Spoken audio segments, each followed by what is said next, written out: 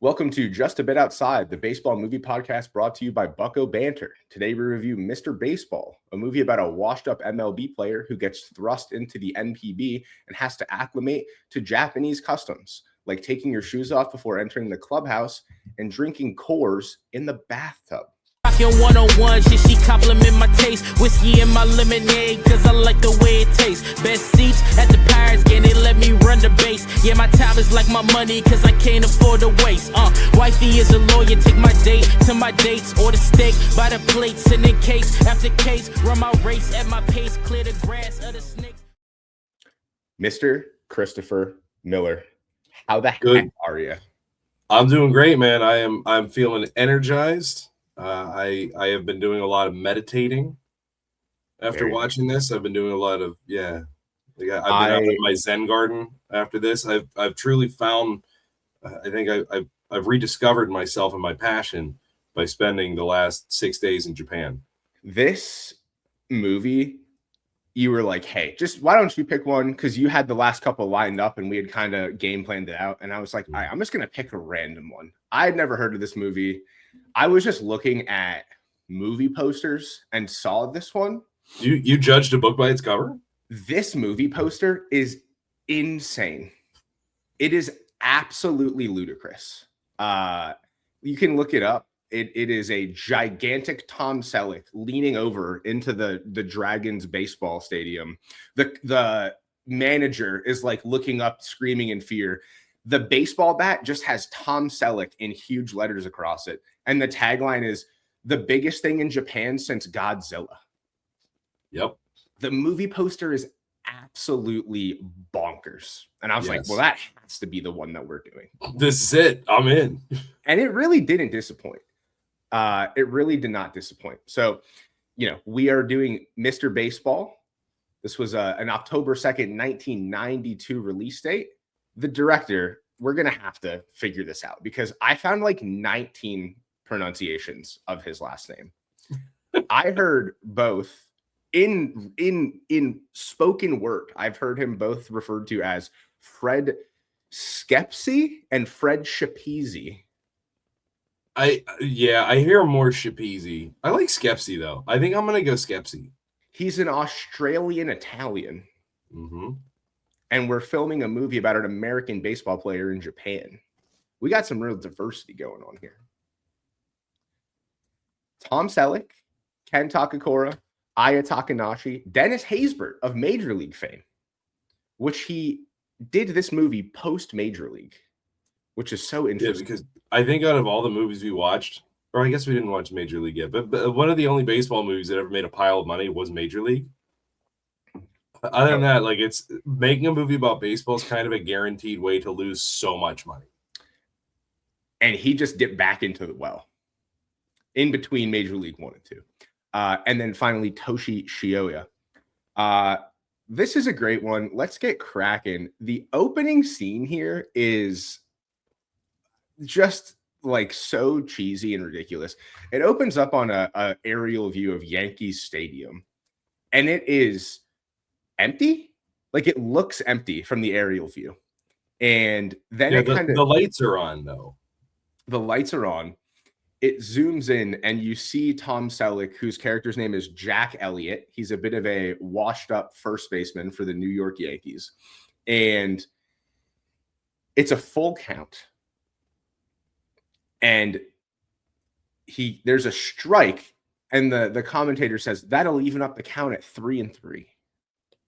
And he goes to walk out of the box. The umpire says, come on, you're a hitter. Get back in and hit. Yeah. And everything it's all black in the background. It's just Jack Elliott, the catcher, and the umpire silhouetted in black. Same thing with the pitcher. It's all black behind him. So you're thinking, okay, we're in a bit of a dream state here. Take strike 4, strike 5 even. And then he wakes up in a sorority house. I think it's a sorority house, even though it's not what they're like. And I don't think ever have been. No way. It's literally just a room with like 6 19-year-old girls and Tom Selleck.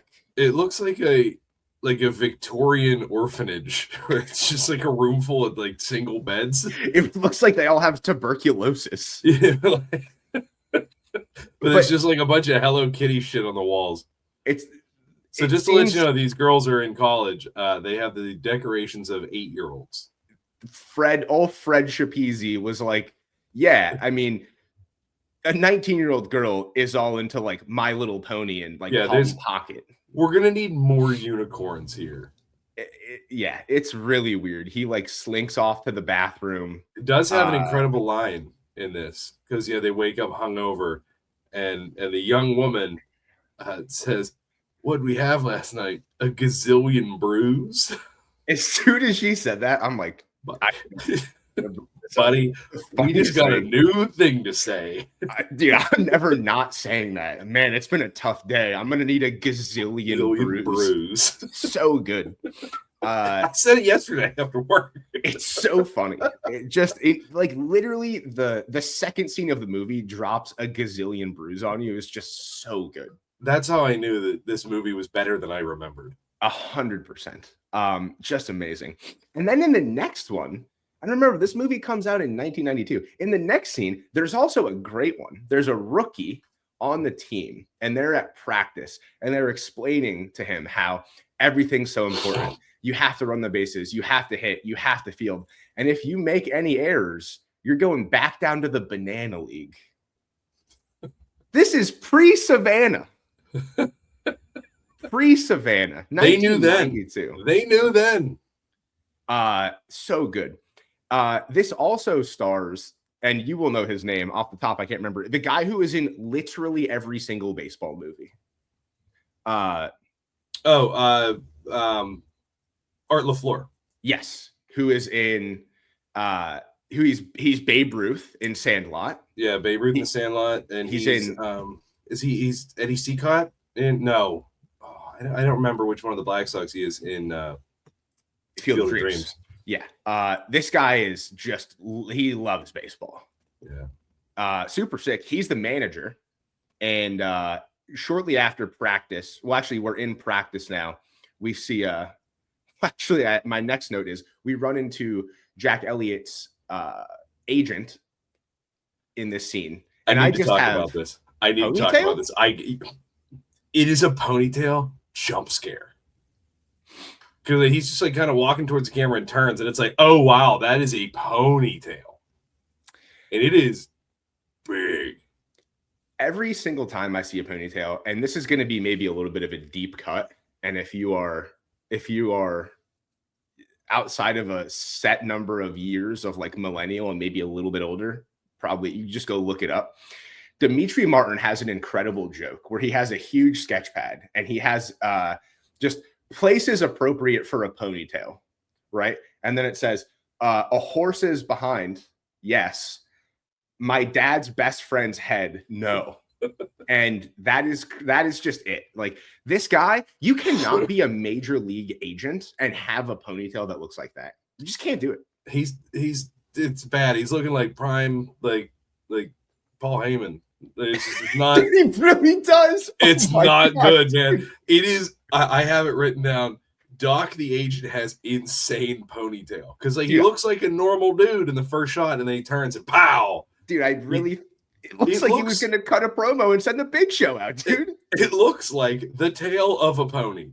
It is lush. It is lustrous. It is big.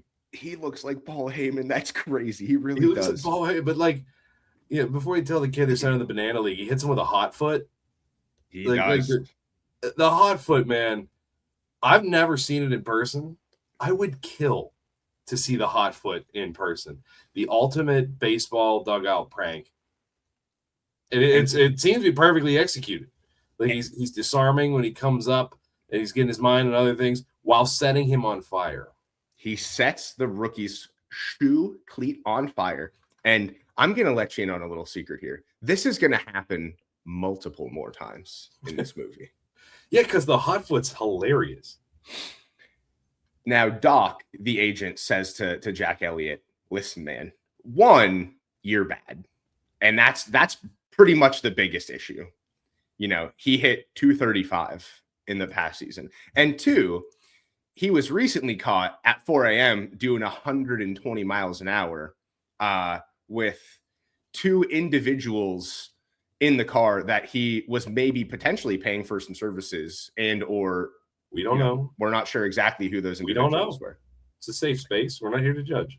And then he says, I'm actually here for my new client, who I paused the movie because I was like, is this my goat right here? Yes. And it was, in fact, my goat, dude. Correct. And, dude, it's just, his name is Ricky Davis. He is going to replace Jack Elliott at first base.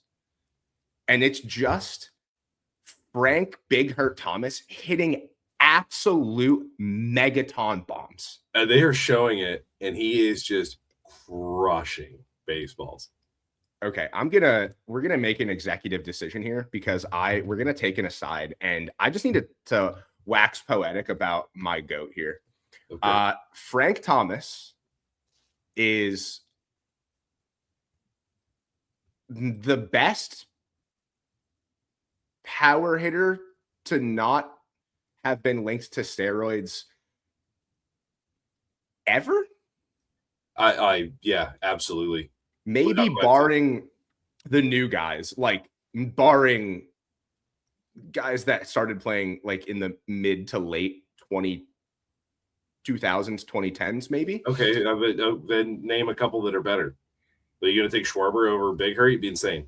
I think we have to see what happens with Ohtani, but Ohtani's different. You can't use him in conversation. But like Frank Thomas we talked about this last episode too, has one of the best signature shoes of all time.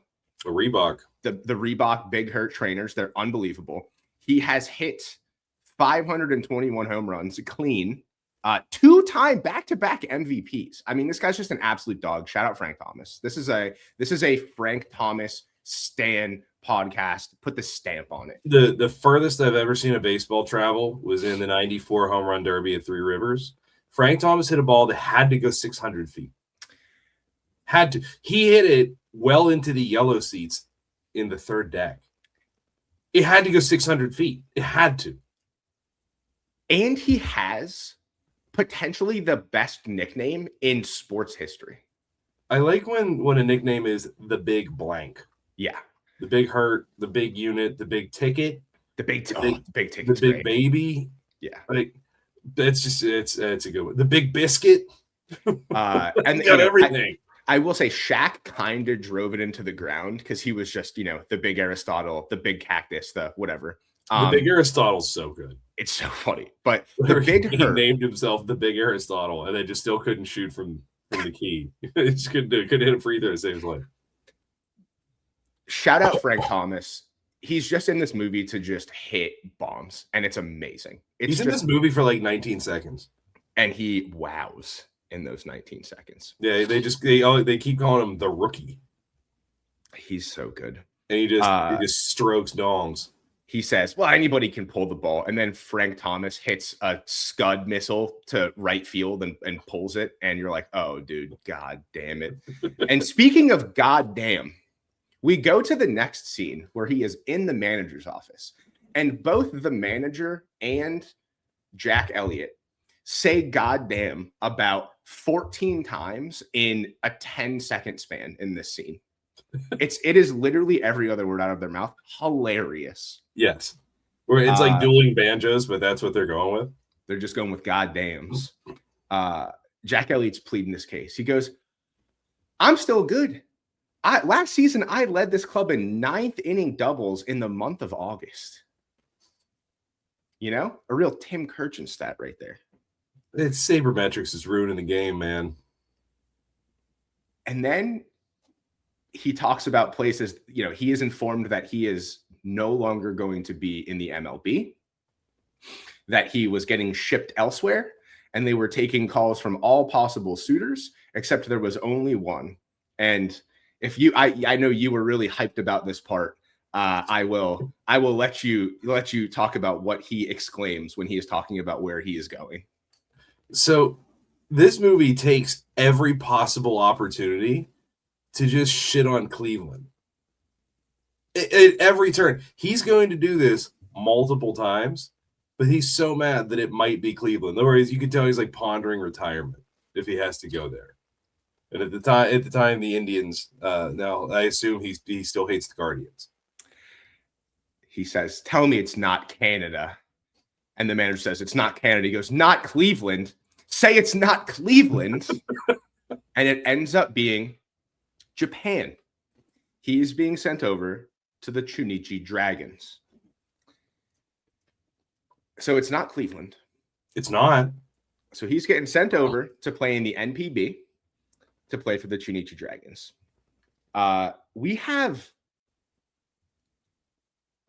There's a couple runners in this that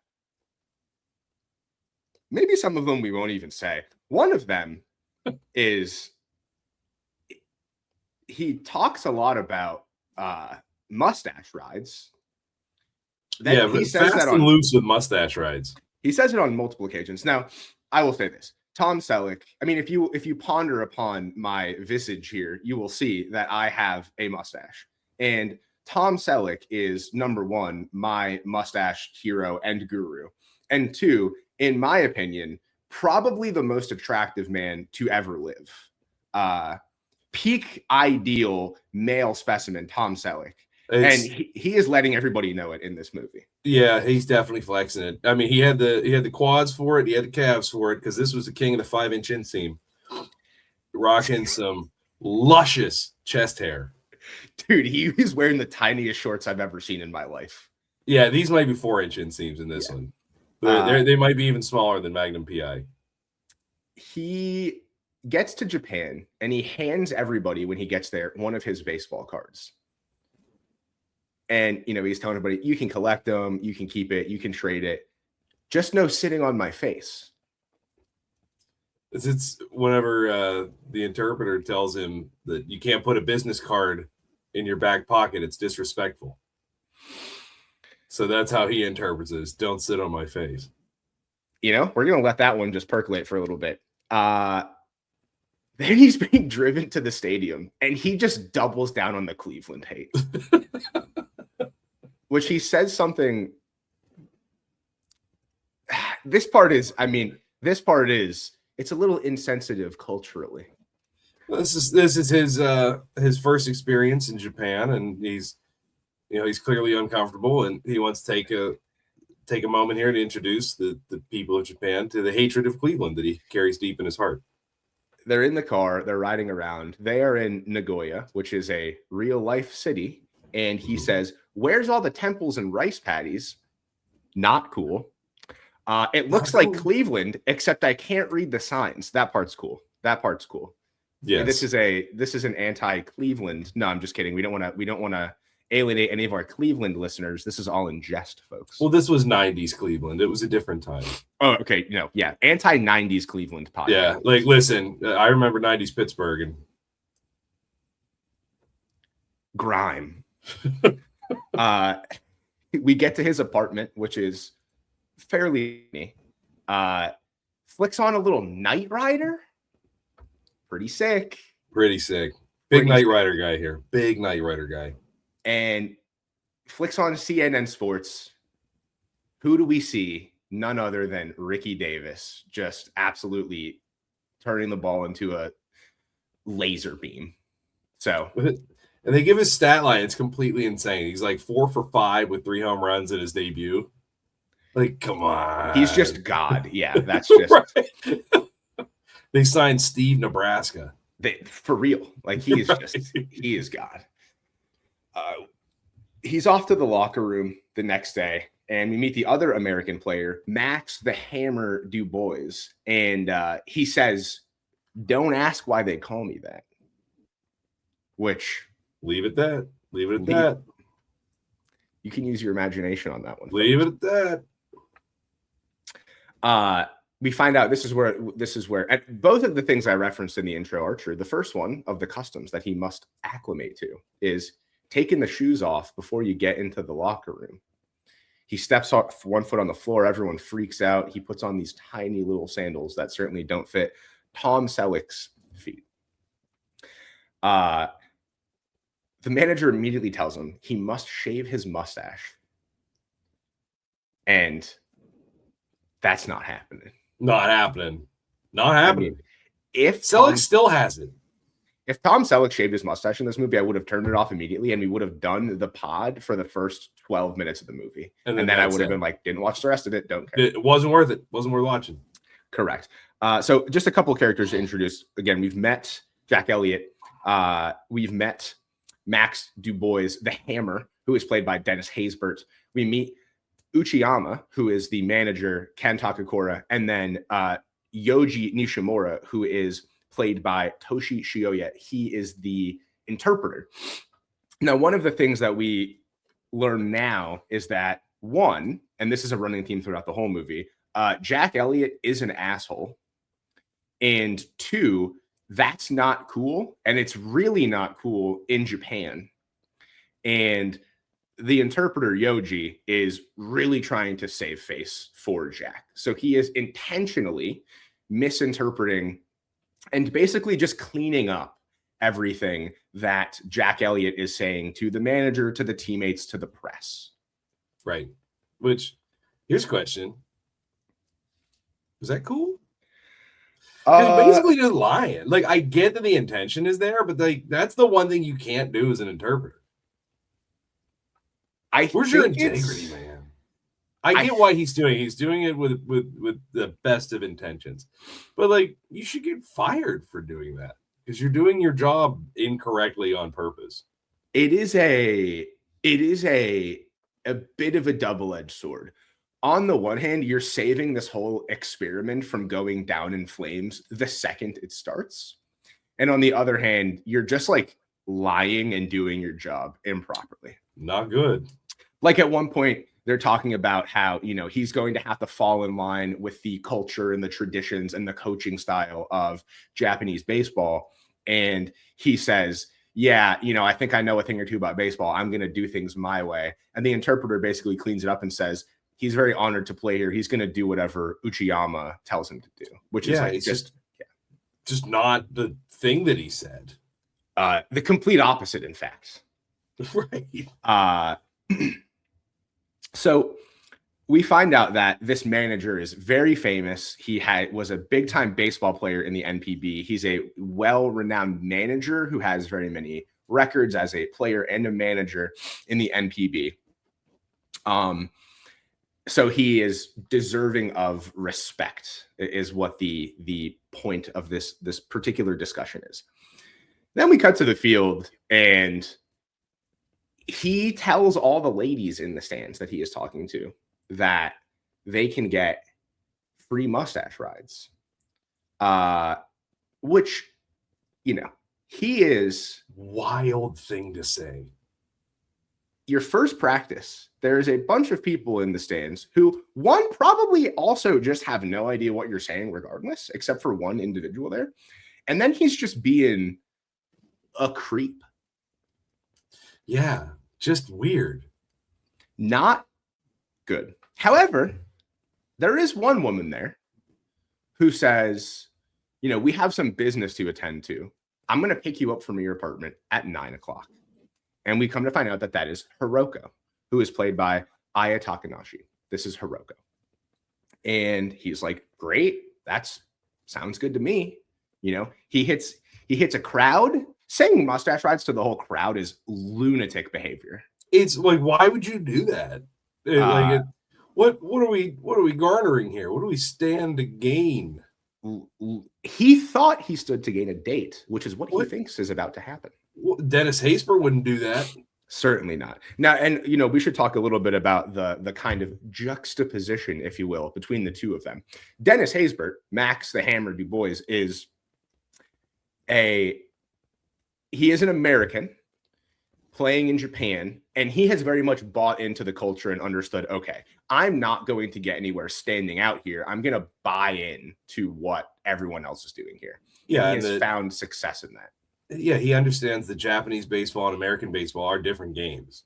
And he's trying to do this the right way. And he's been there. He doesn't say how long, but it's been a number of years. He said, I think he says this is his 5th year. The 5th year. Yeah. Which is a long time for, a former big leaguer. But the way he phrases it is that, it's while it's the same, it's just a little bit different, and you don't want to. It's team sport, and he's accepted the culture.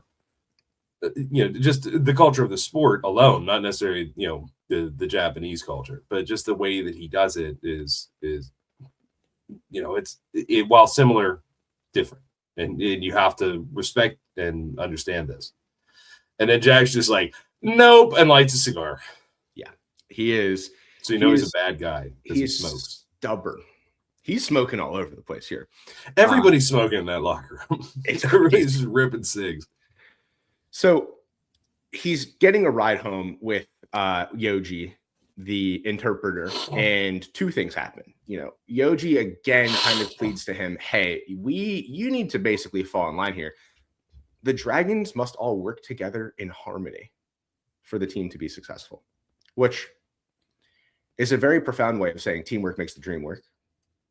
Yeah. And then he also says, Jack asks him about this kind of mystery woman. At this point, we do not know who she is. And he says, mystery surrounds her, troubles surround her. So kind of maybe not stay away altogether, but, have your guard up a little bit.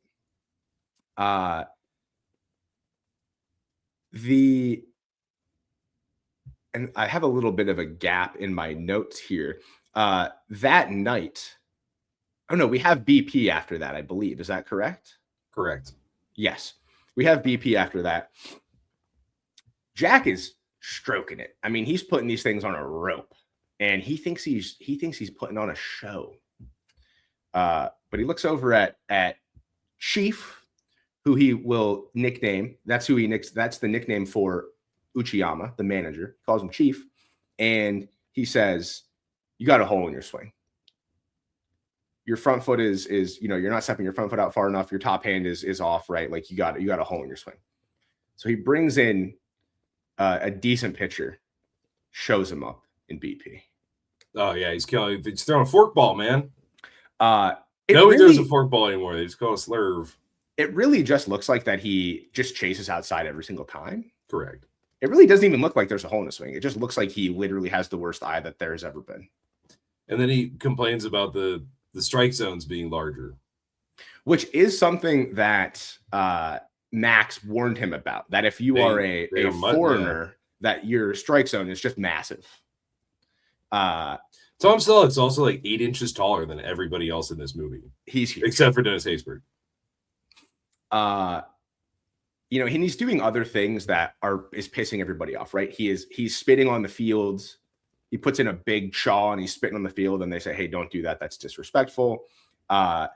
They go into the locker room after practice, and everyone is washing themselves first, and then they're bathing. He just kind of jumps right into the bathtub, and everybody looks at him like it is a huge, huge problem. The shower scene is jarring because everybody's sitting down. Every single person is sitting on a milk crate, washing themselves all in a line, except for Tom Selleck, who just jumps into the bathtub. Yeah, just hops in a bathtub. But the sitting down shower, what are we doing here? What are we doing? It is unique. What are we doing? That's something I'm gonna have to look into because it doesn't make that much sense to me. I don't get it.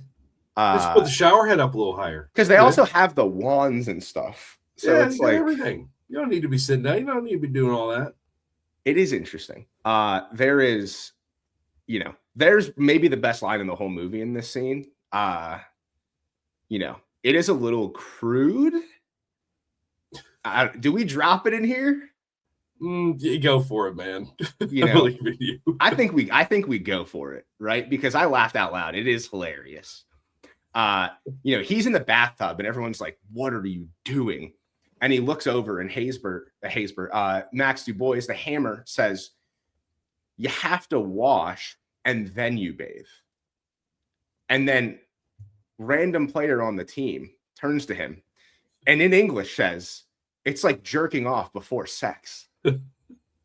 How is it like that at all? That's so funny.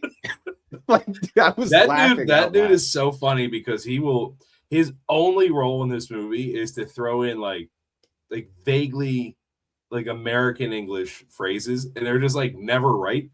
That's the funniest one. It's so good. It's so good. It caught me so off guard, and I was just laughing so hard. It just hilarious. Out of nowhere. Just top rope type stuff. And then you don't see this dude again for like 40 minutes. It's so funny.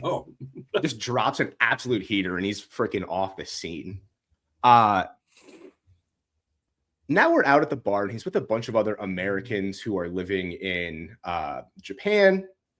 Maybe some of them were former baseball players, and that's when he finds out that they are misquoting him crazily in the paper.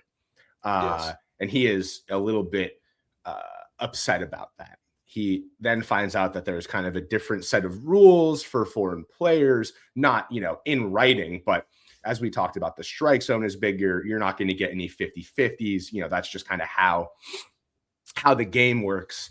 On his way home, he has this. Well, before that, we do have another rat tail jump scare from Doc. Yeah, or no, it's from one of the American baseball players. Oh, is there another rat tail? He turns. He's wearing like a 49ers jersey, I think, and he turns and he's got a rat tail, and it is long. So like my friends, if you were not here in the early 90s, there was the ponytail, which is just the hair pulled back.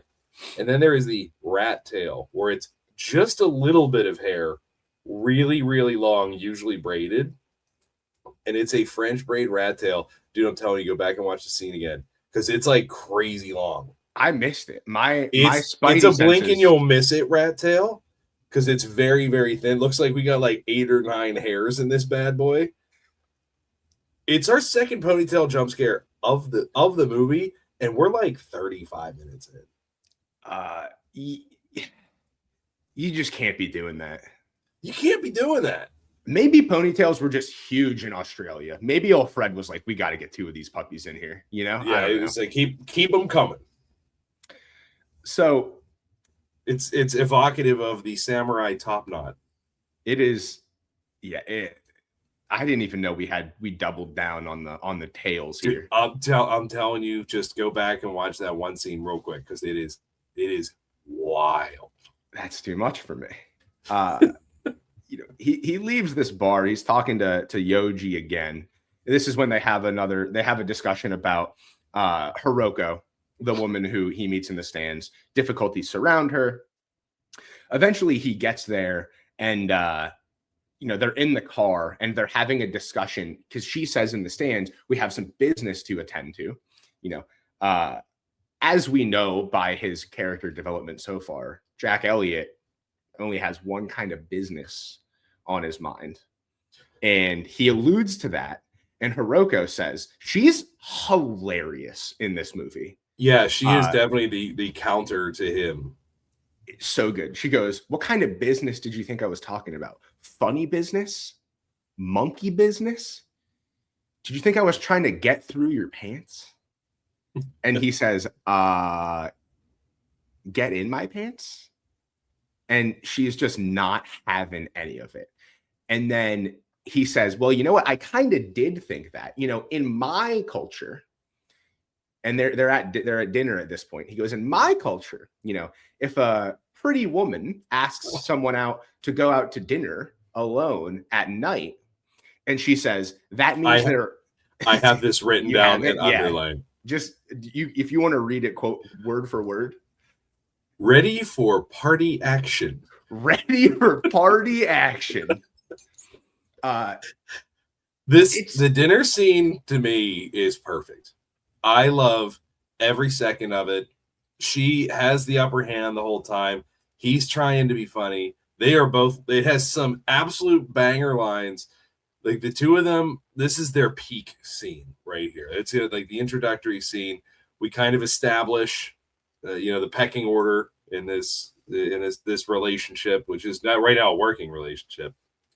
And then she hits him with ready for party action. Ready for party. I mean, that is going to be another, like, you got to back pocket that one, dude. Like, there will come a day and time in the near future where we're going to go out and I'm going to be like, I'm going to go drink a gazillion brews and then I'll be ready for party action.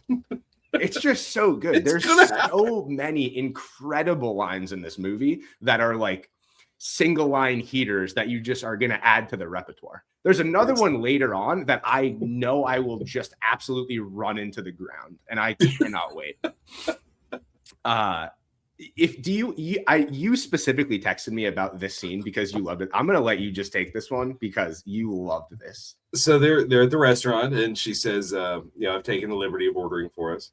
This is after he goes to pour his own water, and she tells him no. She's like, you can't pour your own drink. It's disrespectful if you pour your own drink. That's the craziest thing I've ever heard in my entire life. Like, what if the other person's like in the bathroom and you want something to drink and you can't pour, you gotta wait? Dying of thirst. Ridiculous. And he says, I don't eat bait. I don't want any of that raw crap. Also, like, it's in the 90s, everybody knew what sushi was. Everybody knows the word for sushi. I think he's being obtuse. There's real quick. There's a really interesting quote from the director about this that when we're done, I'll read the quote about, like, at the end of before we get into our rankings and stuff. I'll read it because it really is interesting. Remember, director's from Australia. Yeah. So keep that in mind. So they come, they bring the plates over with the cloche, and then they open it up, and it's just a huge steak. And he's like, "Oh, that's exciting!" And so it's a French restaurant. This is Kobe beef. This is the best there is, and explains it as they drink beer and get massages all day. And do you want to hit the line because you had this one yesterday? Yeah, he said. She says, "Oh, this is Kobe beef. It's the best in the world." Japan takes the best things from the rest of the world and makes it their own. These are massaged and fed only with beer. And he says, I should have signed up to be a cow instead of a ball player. Great line. Which is a great one. That's a great line. Also, he does kind of have a point. Seems pretty sweet. Yeah, that's... but she starts to really open up in this scene as they're tucking into their steaks. And she's talking about her work, and she does have she went to school and worked briefly in the United States. And she says, someday I hope to return there with my work. And out of nowhere, Selleck just goes, this is good. Steps over her line. This is good. As he just has a huge mouthful of steak. Lost it. It is a complete throwaway line. It's not supposed to be as funny as I thought it was. I cracked up for 2 straight days. And I just kept saying, like, this is good, like at my dog when he's doing stuff. Just like interjecting, like watching other stuff, other movies, like seeing where it would fit in. It is one of the funniest moments ever. It just goes to show, like, he does not care at all about anything. He is not listening to anything anybody has to say. He is living in the here and now. He is the most important thing in the room. This is good. This scene, and then it immediately follows it up with the business that they are there to discuss is she is explaining to him. And again, at this point, we have no idea who she is. We come to think at this point that she is some sort of business consultant or something for the team, because she tells him that he is contractually obligated to do commercials for the team, whether or not he wants to do them. And he's not getting paid specifically to do the commercials. It is just part of his contract. So he gets up, he goes, I'm not doing anything that anybody tells me to do. I don't want to do this. He goes to storm out, and then he stops at the exit, and he walks back, and he goes up to Hiroko, and he says, where do I live? He just has no idea where he lives. No clue. Which is hilarious, because it shows, like, he's just such a selfish asshole. He doesn't care about anything, but, like, he also has no idea what's going on. He can't even ask for directions back to his apartment. Just no clue. Also, his apartment's really nice, and he, like, kind of shits on it the first time he sees it.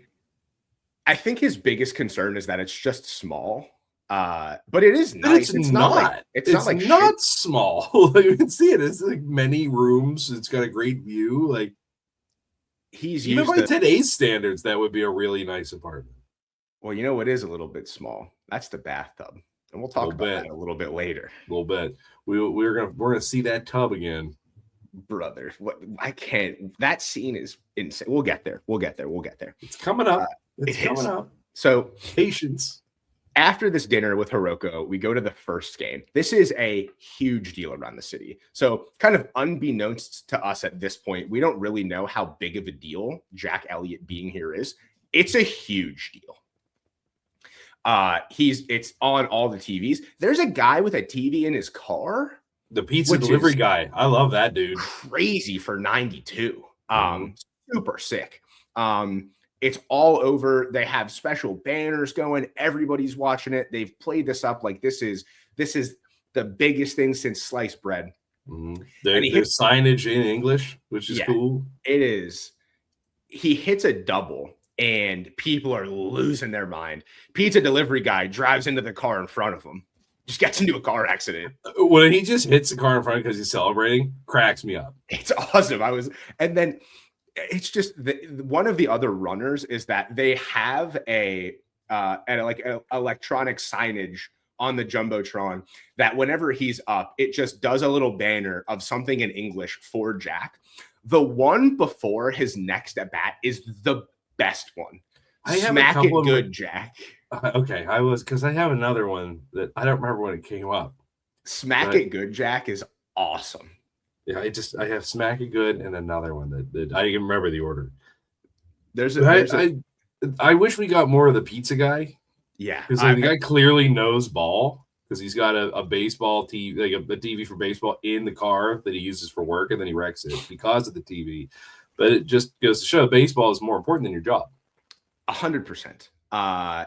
And that's why I will be taking off opening day. So there you go. I already did, brother. The one qualm that I have, if the runner was every time Jack did something big, the pizza delivery guy like hit a fire hydrant or like did something like that, would be incredible. Would be incredible. The next at bat, not so great for old Jack. He hits into a double play. And then we find out this is the first big, like, what is going on here with the rules moment. The game ends in a tie. And he is pissed about it. And, you know, it's a long game. It's the 14th inning? Like, it's not like it's 15th inning. Can't go beyond 15 innings. Yeah. And, you know, he goes in. He had a pretty good game overall. And the Uchiyama says, don't be fooled by your good game. You still have a hole in your swing, which is one of the things that I said throughout the movie. And it's basically like that's the thing that shows like until he's ready to take his baseball game serious, that also shows that he's just an asshole who doesn't care about, you know, getting acclimated to the customs, the traditions of Japan and the NPB. Also, I don't think we said this before. The NPB is the name of the Japanese baseball league. We have the next scene. They're on the train. This scene is bananas. I do not understand even why this scene happens. Because two insane things happen here. And I just don't even understand the point of it. And it's just weird. He's on the train with Yoji, the interpreter. And, you know, we find out at this point that he has been given the moniker Mr. Baseball. He looks over at his neighbor on the train, the person sitting right next to him. It's an older woman. And she's just like openly reading some manga, and it's just smut. I think it's the dude at the end, because if you look when the camera pans out, I think it's the guy at the end of the sitting next to the old woman. Is it? But I think he's just like kind of scanning the crowd, and it's just showing that like Jack doesn't really mesh. But yeah, he is reading pornography. He is reading hentai anime pornography. It is crazy. And I gotta tell you, they show it in the movie. It is. He's like flipping pages, and you get to see cartoon pornography. You hit the freeze frame, and you're like, this is a little graphic. Oh, they're gonna show it. It is crazy. Just completely out of nowhere. That part's nuts. And then you're like, what are we doing in this scene? And then we have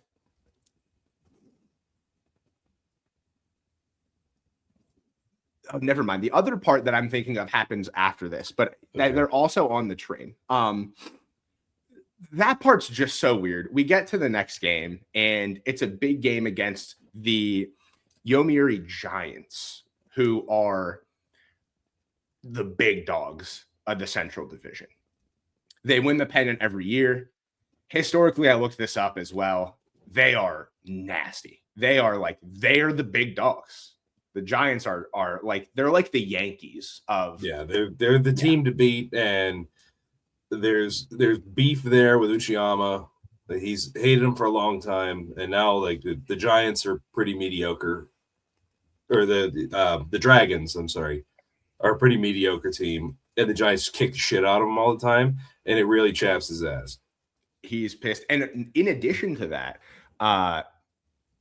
and we'll find out after this game, but there's a ton of pressure and a lot on the line for Uchiyama in winning the pennant and beating the Giants this year. So he has a pretty decent game against the Giants. Dubois hits a homer, but it's not enough for them to overtake the Giants. At one point, one of the players makes a mistake. Coach hits him. And it's like hella normal. No one thinks anything of it. He's out of the dugout when this happens. He hits him in the middle. He's on the warning track. Yeah. Crazy town. Crazy. And like everybody's fine with it. In the weird dugout that's just like short but deep and has many rows of seats. The dugouts are strange. It's a strange dugout. There's a cool thing. All of the stuff happening in the stands, an NPB game looks so sick. Number one, the food, they're eating ramen in the stands. They're eating skewers in the stands. The food looks insane. Like the takoyaki skewers, like everything looks really, really awesome. I did find out an interesting fact about the NPB. Now, this is a fairly new thing, because Japanese baseball fans are all insane. They're completely insane. They are hyper focused on every single thing that happens. You can buy seats down the lines. They're called action seats. So you sit really close. They come with a glove and a helmet. So that, you might be able to catch like an absolute screamer of a line drive foul ball. But yes, action seats. Dude, action seats would last. Brother, we're getting dog walked out here because they're eating ramen. They're enjoying action seats. Everybody has like cool signs. We got nothing, man. Listen, man. I mean, like, I don't want to knock a hot dog, but like, we should have some other stuff. I don't need any more Polish cannonballs. That PNC. Action seats would last for 1 week at PNC until Henry Davis killed 4 fans with a foul line drive in the same game. He would be 4 for 4 on decapitating fans. On just exploding fans. Yeah. But they're real close. So like, if anything happens, if you like fall into the field, it's not real far. So you should be okay. It's technically safer than the other seats at PNC, but the real action's in right field, brother. The real action is in right field. Gravity's a bitch, man. I'll tell you that much. It sucks. It's tough. Woo, okay. There's another part in the stands where they're releasing balloons and they're all flying in the air. It just looks like a good old time. They do the balloon thing a lot. I want to do that, except like you can't just be blasting balloons there. It's not good. It's not good for the critters. But like, that looks awesome. Listen, man, the river is already cooked, brother. We could put some balloons in it. It doesn't. Whoa! I'm telling you, the Allegheny's my river, man. Like, we can shit on the Mon, but like, it's that one guy's river, the guy who's down a riv. That's it's down a river. They're all his river. We're just swimming in them. We're just coming out of him with 3 arms. At the end of this game, Uchiyama tells Jack to bunt. He is displeased with that. He's displeased. And he tries to bunt. Doesn't work. He gets one high and tight. They call it a strike. He swings and fouls one. Then he strikes out. Not good. After the game, they lose. The owners are very upset with the manager for a few reasons. One, they're saying that Uchiyama needs to control Jack. They're saying this guy's out of control. He's disrespectful. He's bringing great dishonor to the Dragons. And two, buddy, you got to beat the Giants or you're out of here. Like, you are done if you're not putting up results here. We see Jack break a bat over the locker. He gets fined for intentionally blowing off the bunt. He gets fined for breaking the bat over the locker. And then he hands him an extra bill. And the manager says, "What's this for?" And he goes, "For the next time I do it." And then he immediately takes a bat to the rack full of helmets. Bad guy. Not a good guy. I'll address this next part. This is the other thing. It's right after this game, and he's talking to Yoji here. This is the only part of the movie that I think is like just racist and bad. Yoji is saying that the paper's saying, he is saying that he's in a slump. And Yoji says, the paper's saying that you are in a srump. And he pronounces it with an R. And Jack Elliott obviously knows what he's trying to say. And then he repeats it. He goes, "I'm not in a srump." And it's like, buddy, that's... Yeah, you're just being a dick at this point. You can't be doing that. No, you got to settle down. But I'll say this. For a movie that was made in 1992, I expected it to age much more poorly than it did. It handles this shockingly well. That is like the only part in the whole movie. And like also, Jack Elliott is a bad guy. Right. Like you would expect him to be firing off some real Buttermaker kind of stuff. 100%. And in reality, at this point, he still does not want to be in Japan. No, he is displeased. Now we have one of the best scenes in the whole movie. And it is him filming the commercial that he previously talked to Hiroko about. And this is a commercial for a unknown beverage drink. It looks like a 5-hour energy almost. We have no idea what it is, but it's him in a tea field. And it's very picturesque. It's on the side of a mountain. It's overlooking, the city. And he just says, he holds it up and he says, "Big hit, happy body." And then he's in his baseball uniform. He immediately transforms into, he's wearing a suit. He drinks it. Now he's in a samurai outfit. And in between the transitions are all him exploding into fruit. Then he ends up as a sumo wrestler. It is bananas. Yeah, and he's doing all the things. As a samurai, like unsheathes the sword. As a sumo, he does the stomp, the yokozuna. And then he's back to a baseball player again. Actually, he might be in the suit again, then baseball player. But he's just like yelling out words in English that just are like kind of discombobulated, don't make a lot of sense. And it's wild. It is so funny. Then he goes to it's a little bit understated here. He goes on a little bit of a spiritual journey. He asks Hiroko to take him to a temple. So he goes to a temple with Hiroko after the filming of the commercial. And they go to 2 temples, actually, both real temples, which is cool. The first one is an offering site. Then they ring a bell and he does a little prayer. And the second one is an incense situation. And, she asks him, what are the 4 biggest problems that he has? And he fires off just some wild ones. And the fact that these are all on the same level is nuts. And the fact that he's saying it to Hiroko is also crazy. His problems are, number 1, he has problems with authority, obviously. He has the attention span of a gnat. A bad right knee, which he always has a freaking ice pack on, always. Mm-hmm. And trouble understanding women, which is, all of these things are very apparent throughout the movie. If you just watch this movie and said, pick out the 4 character flaws with this guy, you'd probably nail it. you'd probably nail it. Yeah, so even he's aware of this, and at no point does anything to try to rectify any of it except ice the knee. Yeah, that's it. That is. You see at his apartment whenever he's just slugging some yellow jackets. So that's what he calls Doc, and Doc's like, "Listen, man, like nobody wants you. He's in at this point. It's like a 2-week slump, and say, listen, like nobody's interested. Nobody's bringing you back to the United States whenever you're hitting 200 in Japan." And then it pans out, and he's just like got ice on his knee. There's a bunch of empty Coors Banquet cans and bags of Doritos. And like you would think, Jack, there might be some correlation between you being terrible at baseball for 2 weeks and only eating Doritos and drinking beer with your bum knee. Listen, man, that's for God to decide. All right. He'll have to do a fifth thing in the temple. He will.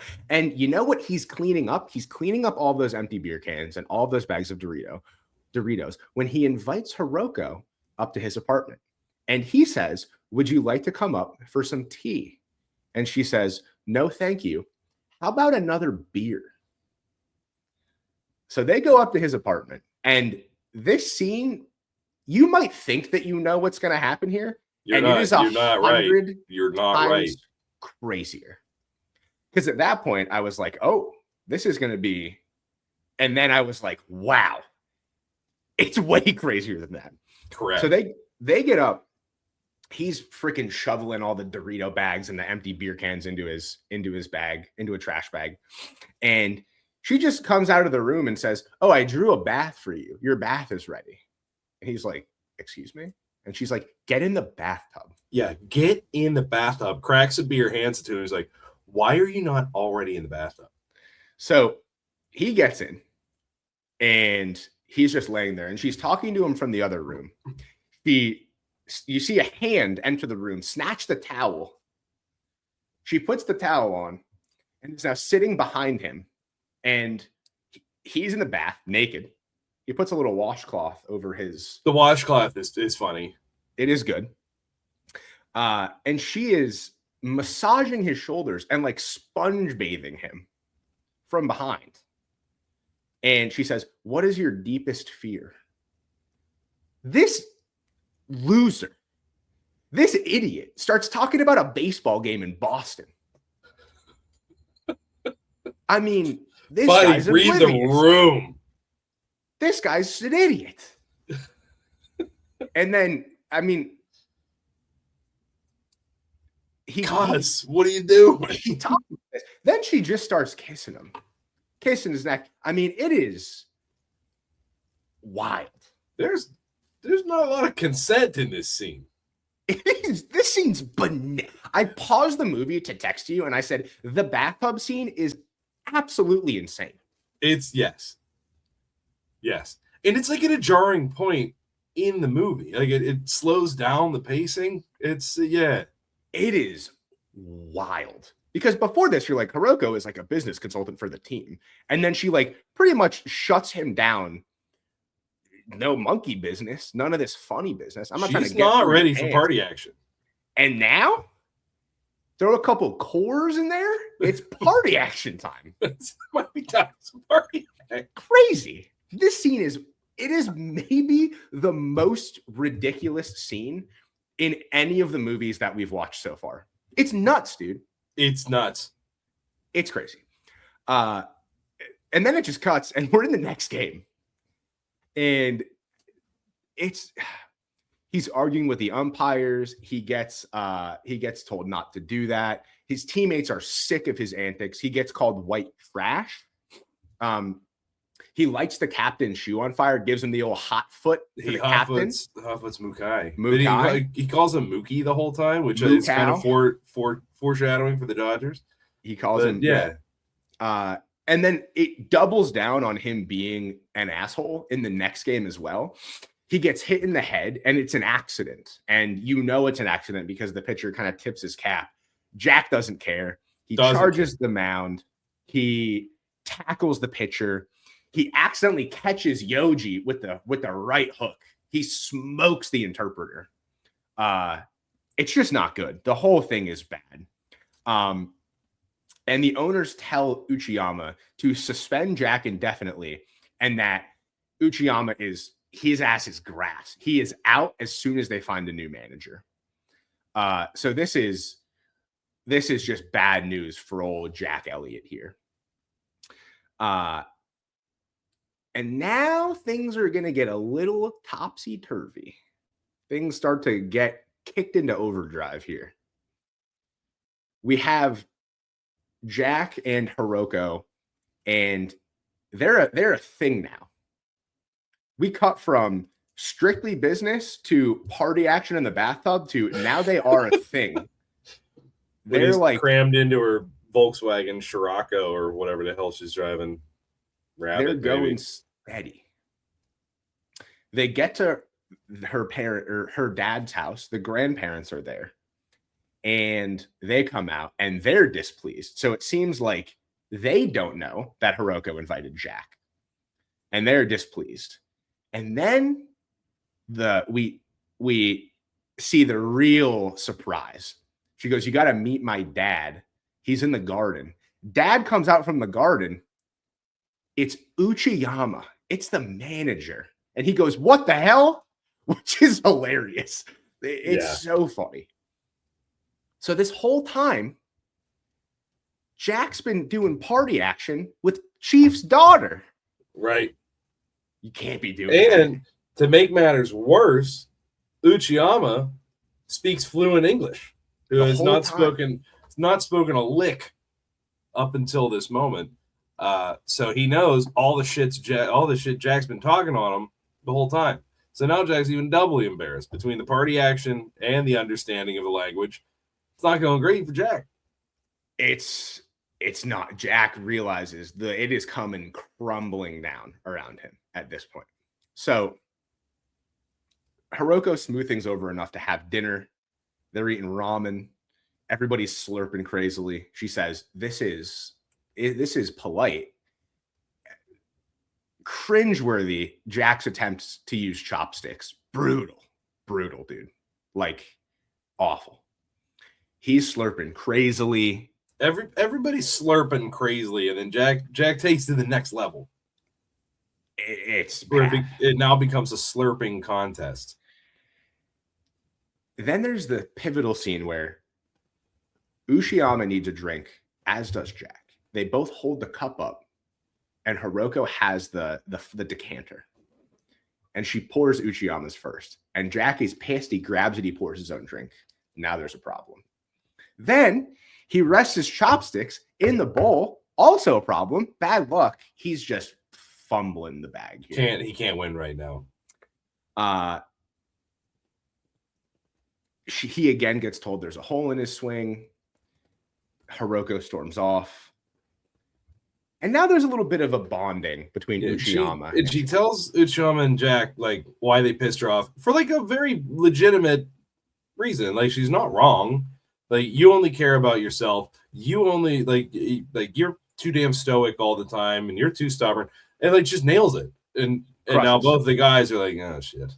Yeah, she tells them both off completely correctly. I mean, she just nails it on the head.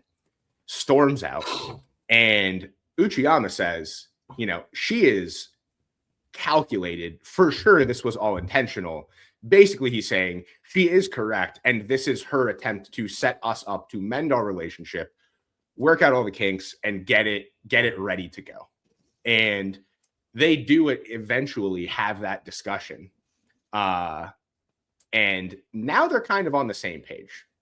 Jack says, maybe I do have a hole in my swing, but you're also a stoic asshole. And Uchiyama says, okay, maybe I'm mean to my players and I'm too stoic and I need to buy in a little bit more, but you're an asshole who can't take direction. Let's just meet in the middle. And now we cut to Jack running stairs, and he's not doing too hot. He's got a knee brace on. He's got the shortest shorts you've ever seen in your entire life. The shorts have gotten shorter for the calisthenics. Now he has to do real calisthenics, because earlier he was doing American calisthenics, where he's doing face stretches, where he's kind of literally the hokey pokey. The hokey pokey at one point, yeah, just it's him jerking off so that he doesn't have to like actually do anything. but now he has to do real calisthenics. You get to watch the walls crumble. No joking here. No jokes. A little bit of a Jack and Uchiyama training montage. He's hitting him a million ground balls. He's making him run. No hitting at this point. He's like, you're not even ready to do that. And then he gets the old massage of death, which you hear previously, guys in the locker room just screaming at the top of their lungs. And he was like, oh, nice, funny joke. And then he goes in for the massage therapy and gets his spine twisted into a pretzel. I don't know. It's the guy's really little. And the Marita massage, like the masseuse is just this tiny little guy, and he just apparently folds him like a taco. Just cooks his ass. He goes to mend things over with Hiroko, brings her flowers. That's great. He apologizes to the team in Japanese. He kind of fumbles over it, but he takes the time and the effort to do that. But he offers to build a chopstick of friendship instead of a bridge of friendship. And it's the difference in phonetics. It's one is hashi and the other is hashi. Yeah, he cannot and so he builds understand. a chopstick of I love the chop. I like anytime somebody incorrectly, like whenever you get the subtitles with what they're actually saying and it's just wrong. That's 100% for me. I think that's funny every damn time. It's a good one. The pea-sized American English mind cannot comprehend that one word can be pronounced in different ways, and he certainly cannot. And then we cut to Hiroko, and her coworkers. She's a graphic designer. She's at her graphic design firm, and when he's talking to her and he apologizes, he says, we have a future together. And she goes, we have a future together. He says, I hope so. And then he leaves, and her coworker's like, wow, he's so nice. And she says, foreigners are charming. He's romantic, but the foreigners always leave, right? So that is setting up what is one of the more obvious pieces of drama that's going to happen in the end of the movie. Right. Now,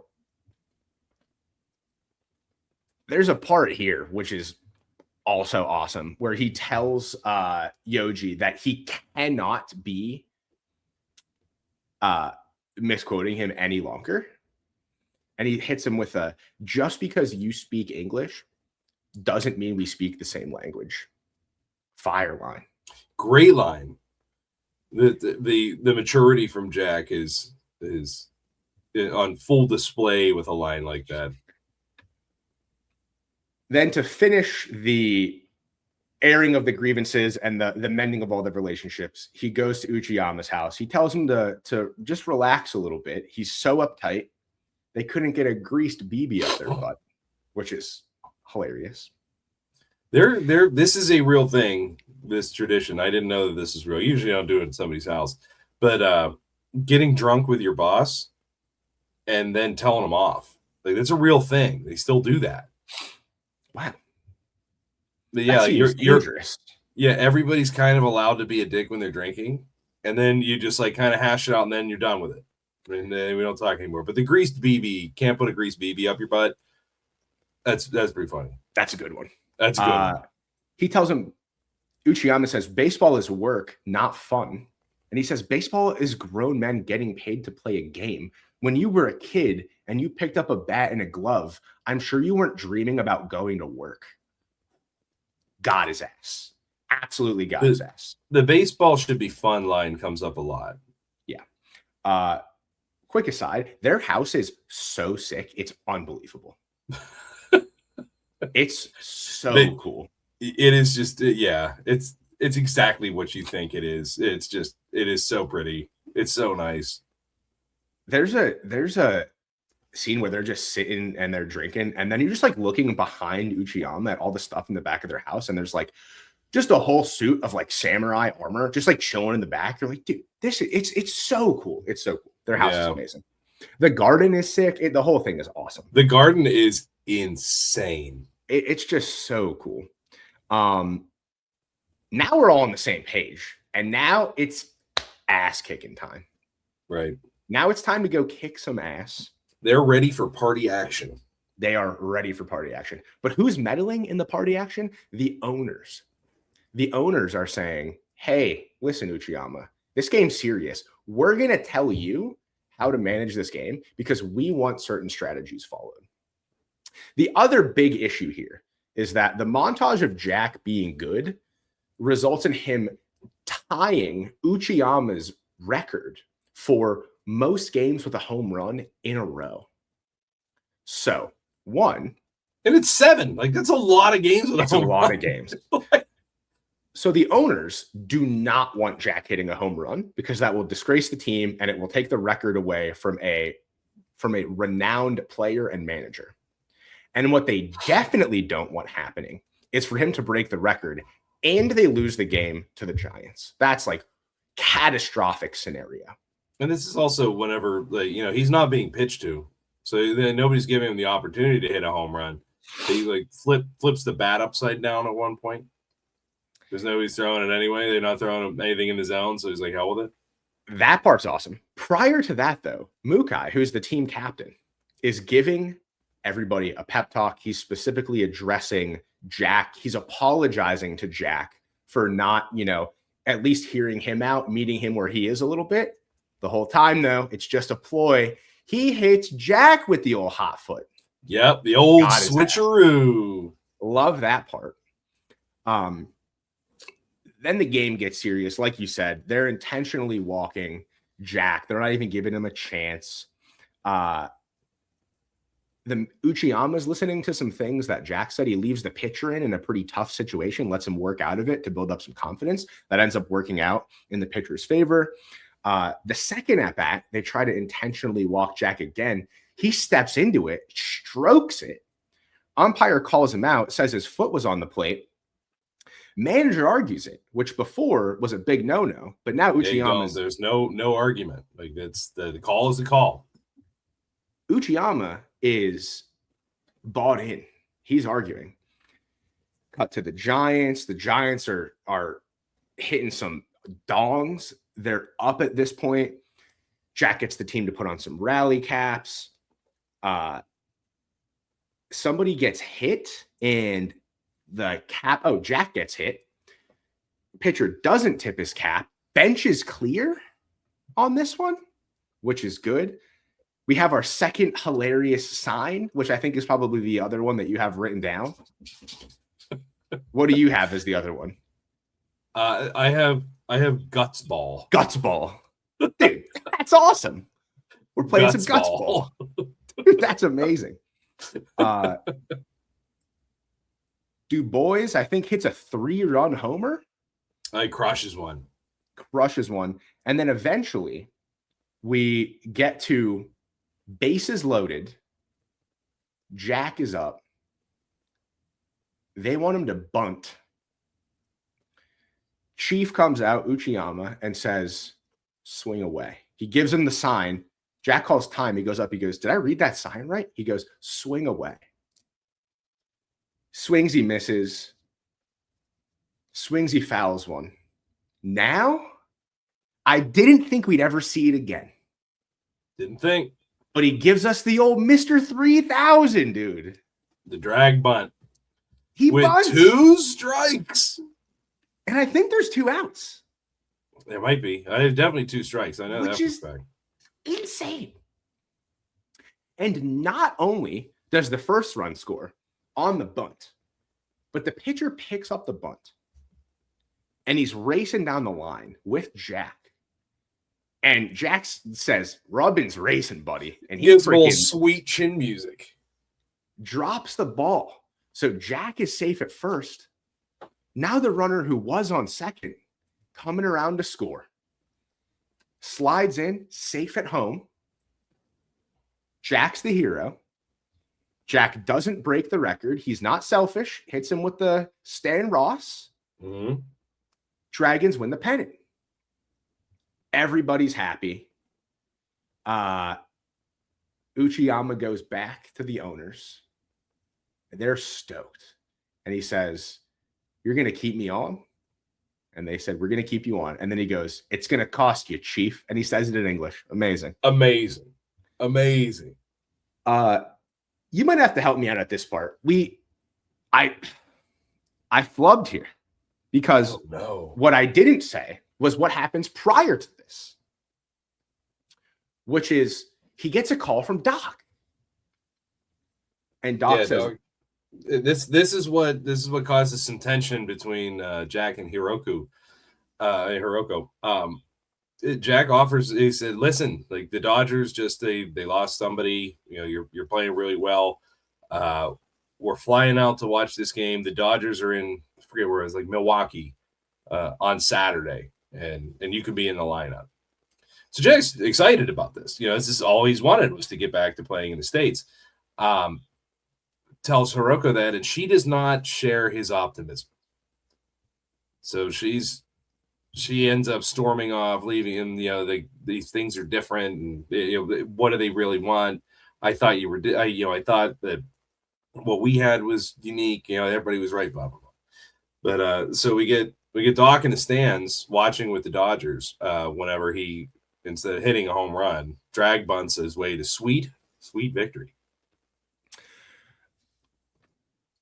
So that sets up the somewhat obvious tension between him and Hiroko. And then we have the other stuff with, Uchiyama maybe losing his job, winning the pennant, breaking the record. A lot of drama and controversy. After the game, this part was a little bit confusing to me. Maybe you have some more insight. It seems like he gives Max his spot to go to the Dodgers. Yeah, it's which you don't really do. So like, is it kind of the selfless act? But yeah, you see the Doc and whoever the representative is from the Dodgers, like, we can't wait to get you out there in out there in Los Angeles. Like, we can't wait for you to be part of the Dodgers organization. And the camera pans left, and it's Max. It's not Jack. It's Dennis Haysbert gets the job. So he gets the call. He did absolutely just hit a 3-run tank, like a piss missile to right center field. I mean, that's going to look pretty good on the old resume in front of the Scots. Really good. But the audience, are kind of led to believe that there was a moment of selflessness there, which is not at all how that works. No, it's also, they don't actually explain what happens there. It's like kind of confusing. Yeah. We do know that Hiroko is still not there. She doesn't celebrate with the team. Jack sends Uchiyama to go speak with her. He tells her, like, hey, this is all going to work out. And then we just cut to Jack. Is an incredible joke in that scene where he's in Hiroko's apartment where he had never been. So you get to, like, the relationship between father and daughter has been weird for a while. And he's like, oh, this is a very nice place. And he leans, like, on a remote for her stereo, and it just plays Funky Town twice. And then like it stops, and then he sets the remote down and it starts again. And it's like very heartfelt moment. The fact that it's Funky Town is so goddamn funny. I love that. It also is, yeah. But yeah, he is the envoy for Jack, and just explaining, like, things are different, and he recognizes now, it's not all about old Jack Elliott. He's accepted the teamwork. What does he call it? A sense of unity. Isn't that what Yoshi calls it? Yeah. Harmony. Yeah. And then we cut to Detroit, or he's in a Detroit Tigers uniform, which, number one, the turtleneck is an incredible look. Yeah. And two, right? It's so good.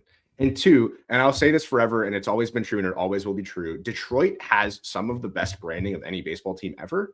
Mm-hmm. The Tiger stepping through the D is unbelievable.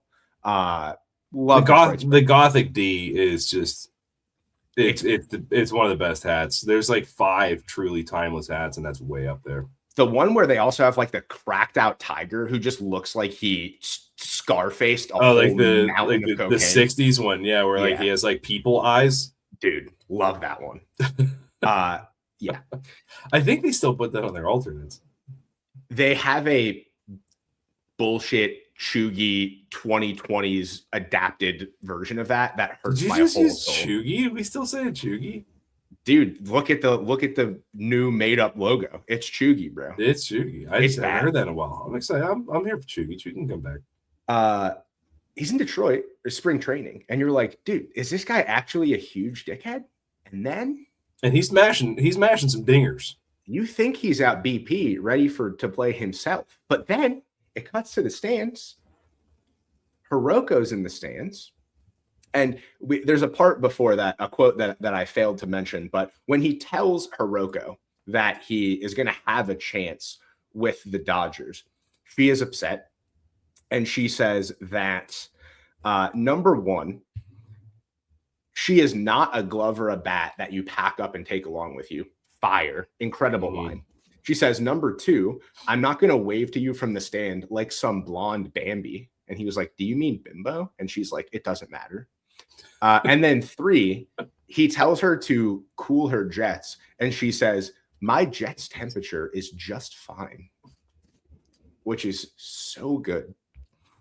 But we cut to Hiroko in the stands. She's with a couple of blondes. Couple Bambis. But she is back in the U.S. and she's doing her work. She says, I'll send you the slide deck in an hour. And then we find out that Jack is not playing for Detroit, but he steps out of the batter's box, turns to some youth and says, that's how it's done. He is now a coach. And the guy says, thanks, Chief. And he goes, what did you say? He goes, I'm sorry. Thank you, coach. And Jack says, no, it's okay. Call me Chief. What an ending. And then the rousing score pops up, and it's the soundtrack to this movie rules. Like it is a very integral part of this. It has a lot of like take me out to the ball game and all that. It's very much a product of the 90s. You get a lot of synth in there. But then it's like the what's the weird lute? The shamisen or whatever the Japanese, the 3-string lute. There's like that interspliced in it. And then with like drop D like rock chords in the it kicks ass. It's fantastic. The soundtrack to this movie is sick as shit. This movie is way better than I thought. I picked this movie specifically because the poster was so ludicrous and I thought there was no way that this movie couldn't be cheesy and bad. And it's like not an insanely good movie, but like I really enjoyed this one. It is much better than I thought it was going to be. I remember watching this as a kid because it came out in 92 and this was in like kind of that sweet spot of just every baseball movie. And I remember as a kid not liking it. And like watching it again as an adult, I realized that it's not a kid's movie. No. Pretty much every other movie we've watched has been like fairly family friendly. This is an adult movie. There is way too much talk about mustache riding and party action. There's way too much talk about intercourse in this movie for it to be a children's movie. Right. Loved it. Let's talk about our sponsor here, and then we can get into some interesting stuff. There's a lot of good trivia in this movie. But let's talk about our sponsor. Today's episode is brought to you by Big Hit Happy Body. What is Big Hit Happy Body? I don't know. However, if you drink it, you may in fact explode into fruit. You may turn into a businessman, a samurai, a sumo wrestler, or a professional baseball player. So if you want to have a happy body and a big hit, drink Big Hit Happy Body. Thank you, Big Hit Happy Body. Still no idea what it is. That's the point. Thank you again. Incredible commercial. Let's talk about some fun facts, some trivia, some stuff like that. Lay it on me, Mr. Miller. This is nuts. This is Ken Takakura's 200th movie. Hell yeah, dude. That's awesome. 200. Like one of the most prolific Japanese actors of the 20th century. Super well respected.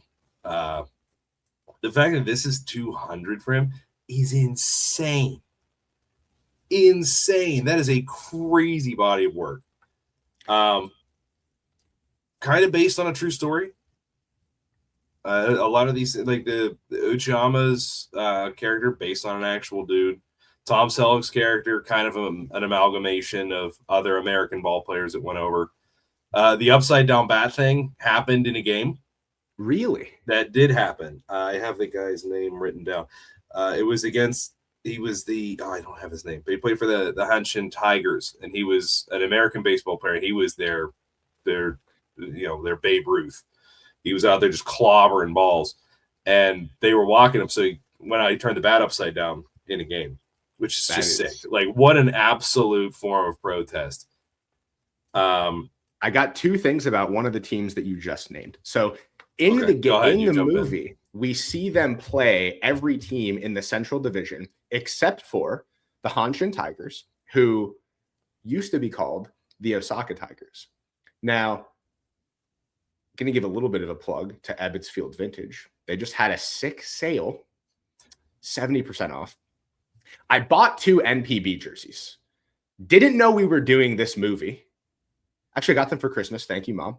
I didn't know we were watching this movie. And I just bought 2 because they are my 2 favorite aesthetically looking teams in the NPB. The 2 teams that we do not see in this movie are the Hanshin Tigers, who were formerly the Osaka Tigers. That jersey's so sick. Got this puppy on. You already know. Look at that, dude. That's sick. For all of our only audio he doesn't look cracked out. He doesn't look cracked out at all. He doesn't.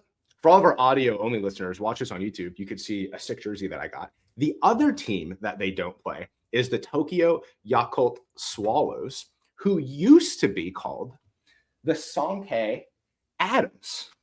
Also, got this guy. Nice. I had no idea. Their logo is the little Astro Boy. Unreal. That's super cool. How'd they get that? No idea, but it is badass. I thought it would just be like the isotope like everybody else has. So super sick. Go check out some of the branding and the logos and the history of the NPB. It is awesome. Their jerseys are so fire.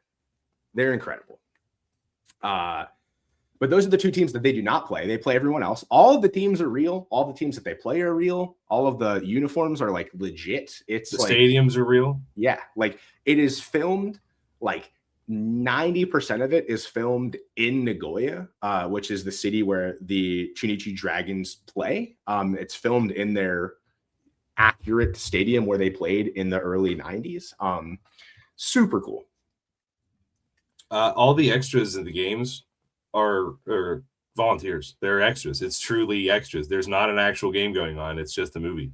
In the other movies that we've done, the American ones, anytime you've seen a big crowd, it's because they'll bring out the actors like between innings just to shoot something real quick so that you get a monster crowd that people are already there. No, it's just volunteers. People just showed up because they wanted to be in a baseball movie. All the extra little stuff about this movie is awesome. Love it. Like you had a cool fact about the extras earlier. Oh yeah, in the game where they're playing the Giants, like in the pinnacle scene of the movie, there is a literal typhoon happening. And all of the extras are like, we want to be here for this so bad. And they are just there riding out a literal typhoon to be extras in this movie. And the stadium is packed. It's awesome. All the little stuff in this movie is so cool. There's tremendous attention to detail in this movie. Yeah. Just want to also shout out Ken Takakura one more time. This guy won the Japanese Academy Prize for Outstanding Performance. So like, you know, your Oscar for Best Actor 4 times. 4 times. This is the freaking big dog. Yeah, he's one of the most prolific Japanese actors of the 20th century. Kenta Kakura is really, really, really good. Imagine you watch an American baseball movie and the freaking manager is like Daniel Day-Lewis. Like, yeah, that'd be nuts. He plays this role in this movie with more dignity than it probably deserves, and that's what I really respect about it. Yeah, this is not like there's a little bit of like slapsticky stuff, but this is not one of those movies like you had talked about before. This is like a legit, like, yeah. You got anything else, or should we move on to since 2011, there's an American dude that goes to Shinichi Dragons games dressed like Tom Selleck. That's amazing. What a guy, man. That's unreal. Technically he goes to more of their minor league games because the stadium from the film is now their minor league facility. But he's just wears his Jack Elliott jersey and his mustache and just goes out there. I might be in the market for a Shinichi Dragons jersey now. After revisiting Mr. Baseball, I'm totally down with it because it's essentially just a Dodgers jersey, but you don't have to be the worst person in the entire world to wear that. You don't have to drive in from Monroeville. You don't have to go back to Sewickley. Drop your best buddy off in his Dodger jersey in Mount Lebanon. Beat it, dorks. God, I love when the Dodgers come to PNC and the Pirates win one game. It's just the joke just hits just crazy every time. Tunnel's going to be packed going back to Monroeville after this one. Oh man, I love such a good joke. It's awesome. Shout out Scott for that one. Appreciate it. Shout out Scotty Mo, man. Anything else? Should we go on to read? Let's rank them because I got so many to pick from. I was jotting them down. There's so many good ones. Okay. I got so many. I have like 8 written down. I'm actually going to struggle to pick one. Let's start with baseball realism here. Tom Selleck's swing looks pretty good. He looks like a baseball player. Like his mechanics, he does a nice pick at first base. Like, there's not a lot of like actual baseball being played in this. There's not a lot of like full scenes where baseball is happening. The stuff where it happens looks like fine. Like, it's not outstanding, but it's also not like there's nothing that jumps out as like being bad. No, there's no hidden ball trick. That's for sure. Thank God. And it's edited in a very clever way to kind of make the game look a little faster. Yeah, but not in a way that's really choppy, which is something I complained about from The Rookie. Like whenever at game speed, the editing was really hard to follow. Like it was a violent and choppy edit. I think we're gonna go.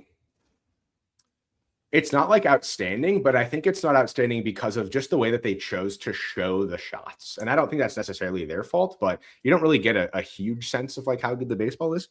I'm gonna go 7.25 out of 10 Jets with perfect temperature. I did actually have cool the Jets on there.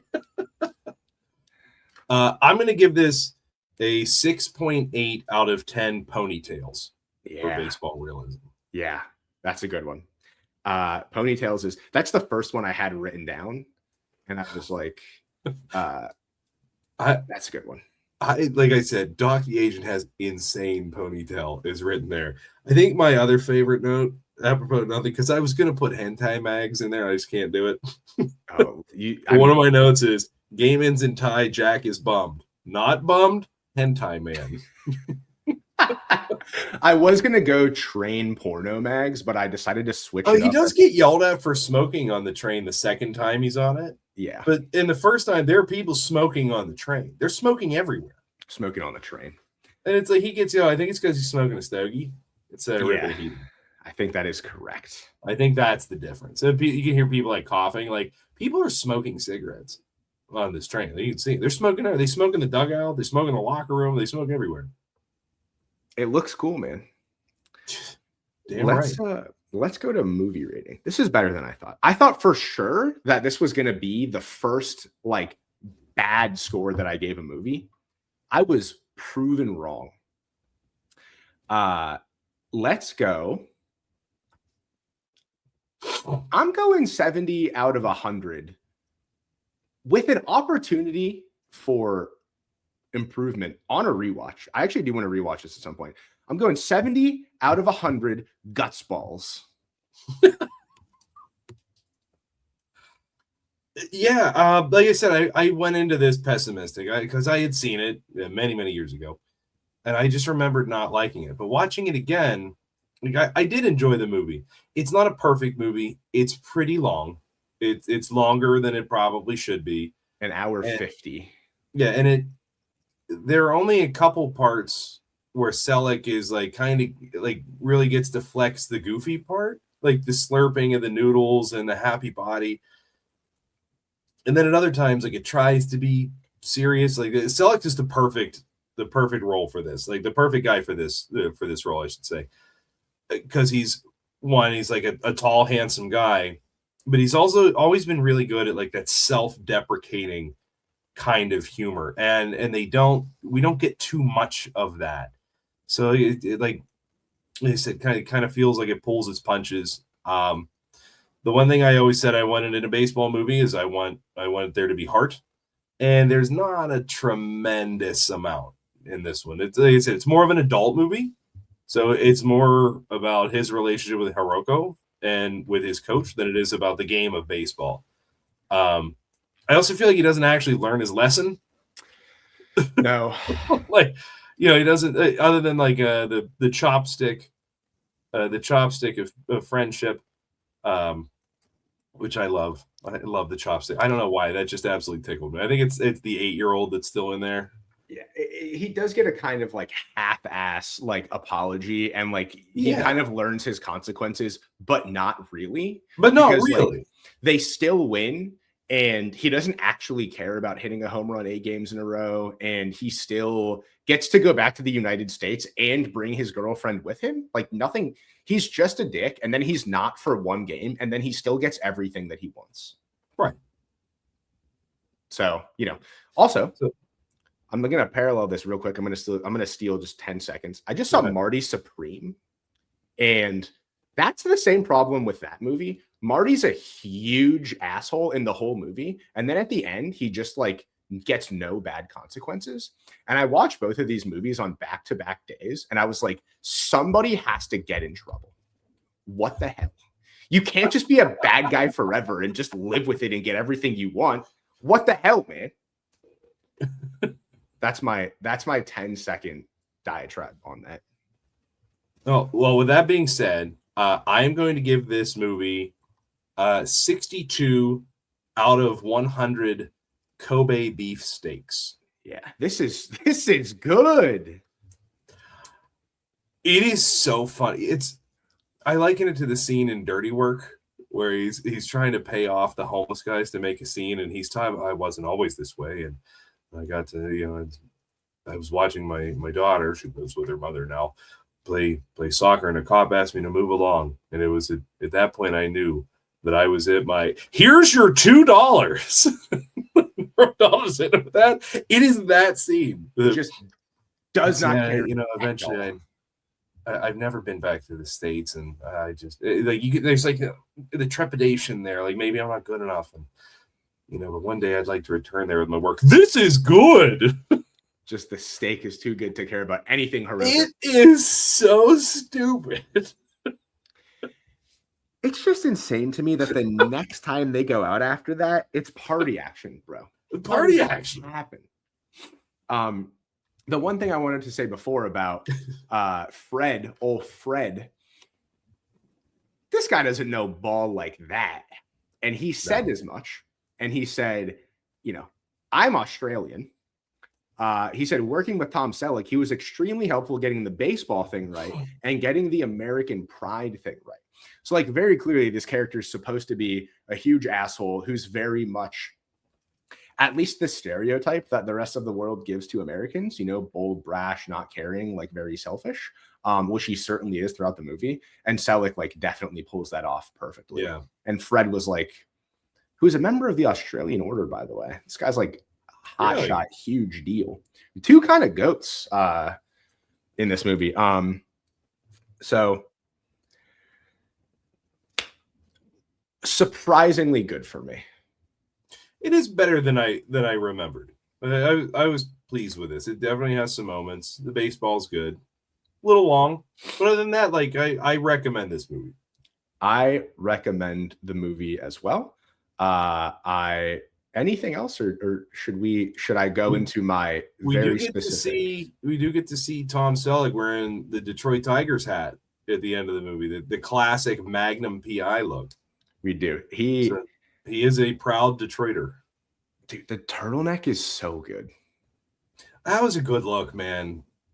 It was a good look. Even Ken Griffey. I think Ken Griffey wore it in Little Big League. I think he might have. I think he might have had like the mock turtleneck on.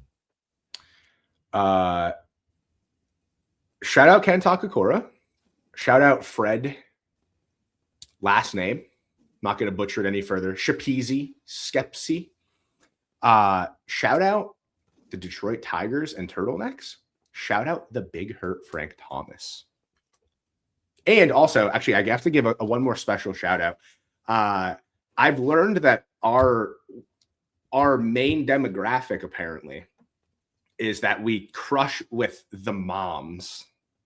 Oh, hell yeah. So shout out to all of the moms out there who are listening and watching to Just a Bit Outside. Yeah, thank you so much, moms. We love you. Thank you so much, moms. Without further ado, this week I got a big one because last week, if you recall, I told everybody to go and find the smallest, dustiest small town in the flyover state, the Forgotten Corners of America. This week, we're taking the brand international, Mr. Miller. So like, subscribe, turn on notifications, click the bell, catch yourself an international flight. Get your passport if you don't have it. Catch yourself an international flight. Find an ad agency and film an absolute nonsense commercial for Jabbo. Hit him with the Just a Bit Outside and then explode into a pile of baseballs. We need to take this thing international, across the oceans. We need to get the word out there. So big podcast, happy body. I am going to be flipping on Pluto TV. And if on the channels where I cannot understand a word they're saying, I don't see a Jabbo commercial within the next month, I'm going to be a little hurt. So keep that in mind. Like, subscribe, all the others. Thank you for watching. Thank you for listening. Thank you for supporting. And thank you, as always, for getting the popcorn ready. Best seats at the Pirates game, they let me run the base. Yeah, my time is like my money, cause I can't afford to waste. Wifey is a lawyer, take my date to my dates, or the steak by the plates.